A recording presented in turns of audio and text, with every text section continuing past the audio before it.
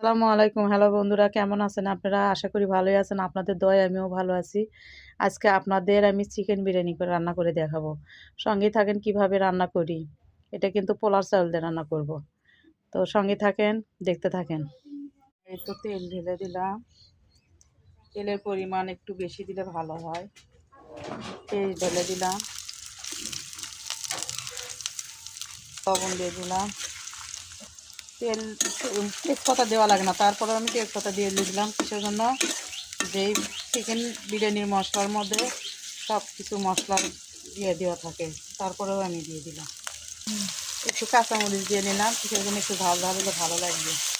সামান্য পরিমাণ আদা বাটা ও রসুন বাটা দিয়ে দিলাম কিসের জন্য, এই মশলার সাথে কোনো কিছু দেওয়া লাগে না, তারপরে আমি একটু দিয়ে দিলাম মশলাগুলো দিয়ে দিলাম কিসের জন্য, কষালেই পেঁয়াজগুলো গলে যাবে। এই জায়গাতে হলুদ দিব না, একটু লবণ দিয়ে দিলাম, একটু পানি দিয়ে নেবো। মশলা ভাজে নিচ্ছি, মশলা কষে নেব, তারপরে মাংস ঢেলে দেবো। এই তো মশলা কষানো হয়ে গেছে, এখন আমি মাংস দিয়ে দেবো। এগুলো মুরগির মাংস দিয়ে চিকেন বিরিয়ানি।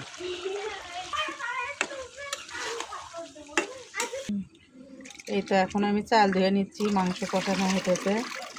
তো চাল ধুয়ে ডালাতে তুলে নিলাম পানি নিংড়ানোর জন্য। এই তো আমার কষানো হয়ে গেছে, নামাবো। তেল ঢেলে দিলাম, বিরিয়ানি পেঁয়াজ বেরেস্তা করে দিব, ভাজে বেরেস্তার জন্য পেঁয়াজ ভেজে নিব। এই তো বেরেস্তা ভালো হয়ে গেছে, এখন আমি তুলে দেবো। এই যে তেজপাতা দিয়ে দিলাম, দেবো বিরিয়ানি চাল ভেজে নেব।